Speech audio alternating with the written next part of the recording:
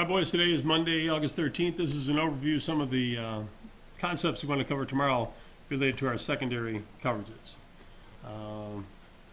Keeping in mind that we have a couple things we're doing, which include we play red, which is our man-free. We play it loose, we play it tight.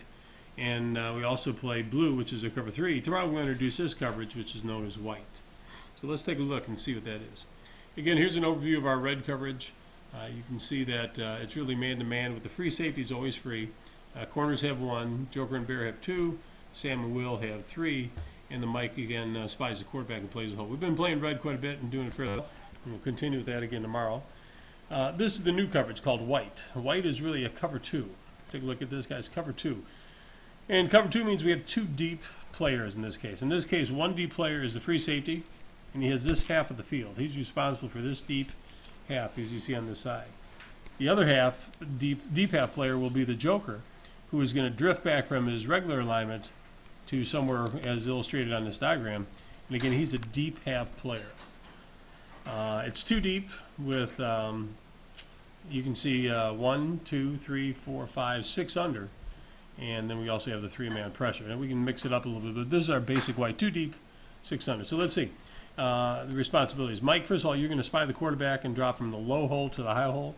This is roughly the low hole, and then further back is the area called the high hole. You're spying the quarterback, and you've got to be the one who helps us contain the quarterback. Sam and Will, you play hook to curl, then post to dig, and you read from number 2 to number 1. So here's the Will, here's the Sam. You're the hook to curl player, and then you're playing post to dig, and again you're reading from number 2 to number 1. So if they had a slot receiver, let's say over here, you would open up as you do somewhat in blue, in that you're going to read number 2. In this case, obviously, this is number 2 receiver. This is the number 1 receiver. You're going to read from number 2 to number 1. And as you open to number 2, you're going to go first to the hook, roughly here, to the curl, roughly here, and then you're thinking about sinking underneath the post. The post is that deeper route that goes like this. So as you begin your progressions, first you go hook to curl,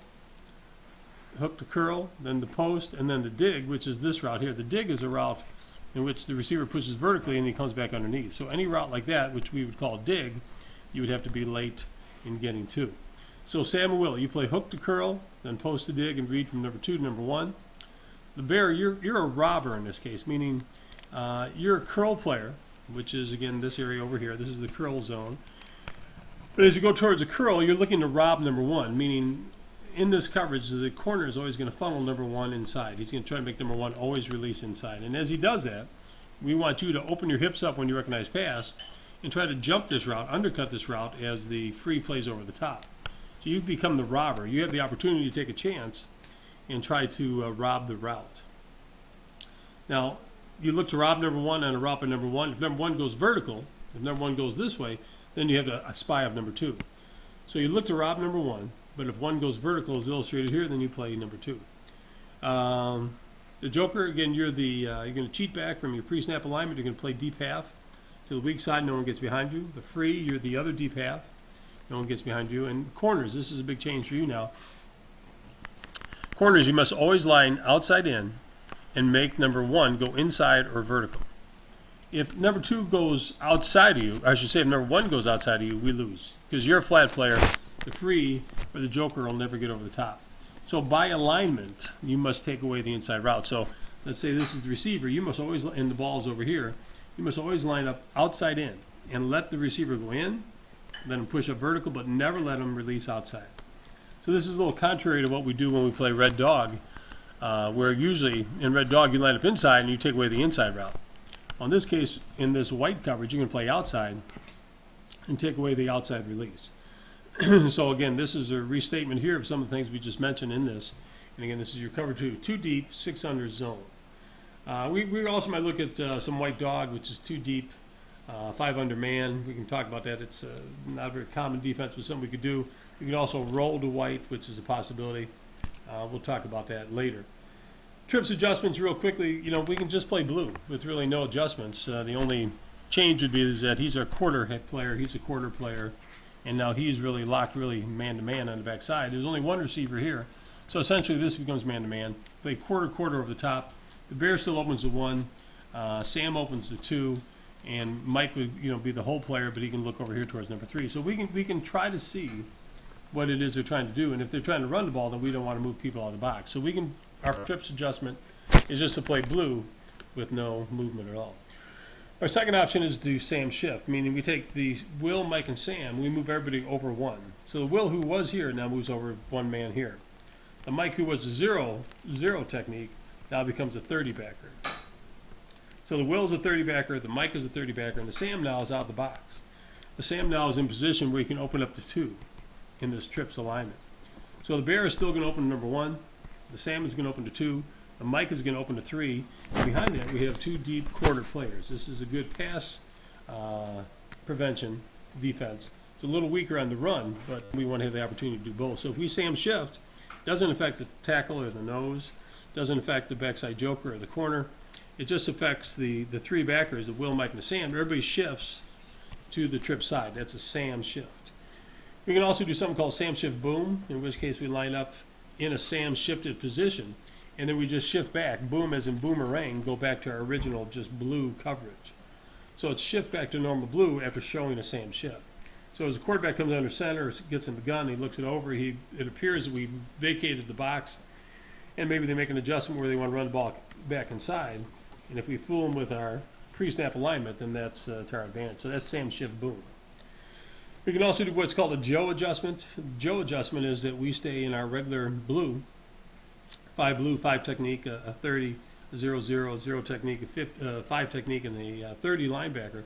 But we take the joker, who normally is away from the call, and we bring him over to the trip side. So it's a 1-man adjustment to the trips. The Bear is still the flat player opening 1. The joker now over here opens a 2. He's the curl player, and then Sam is over here playing the curl also. And then Mike is the hole player. So if we trips adjustment with a Joe, that means the joker goes to the trip side. And as you can see, your Bear open 1, play a flat. Joker open to 2. So the trip side become the curl player. Sam, you open to 3, you hook to curl. Will, you play hook to curl on the backside. Mike, you play the hole. And you mirror the quarterback. You're this zone player right in here, looking for crossing routes. And trips and corner to the corner and the free to the trip side. Playing deep corner, nobody beats you deep. You've got 3 under defenders here, so you're 3 under. On this side of the field, really, we're almost 4 under defenders. With the 2 deep defenders, we're very strong. Versus pass, now we're a little vulnerable over here. This corner, you then become locked down man-to-man. You really don't have any help anymore. You don't have the joker over here to help you with the flat, so essentially you're man-to-man with him with late post help possibly from the Will if he breaks it inside. But you are locked. The pressure is on you because you are very much on an island. So that's the Joe adjustment. And then we make reference to Normandy, and we talk about the defense that we play. We play something called Omaha, and here's a little historical background on Omaha if you don't know about what happened on June 6, 1944. We've named our goal line defense after Omaha, and this is what we do. Anytime we see 3 backs in the backfield, we're going to have an automatic adjustment to something called Omaha. And Omaha means that the Mike and nose, who normally line up like this, now become both 1 techniques. Mike goes to one side, the nose goes to the other. We have 2 1 techniques for 2 A-gap players. The Will and Sam are still 30 techniques. The tackles are still 50s. And then we bring both outside backers up on the ball in what are 9 techniques. And we can either play man or zone with you from here. Corners play number 1 man-to-man and pass. The Bear and Joker have number 2 man-to-man. And contain and pace the run. So if they try to get to the edge with something like this, then again, just as we do from a walkway position, you've got to stay leveraged with keeping the ball carrier inside. In the free, you're the attack player, that banana route player anytime you see run. So these are some of the adjustments we'll look at, and we'll practice tomorrow.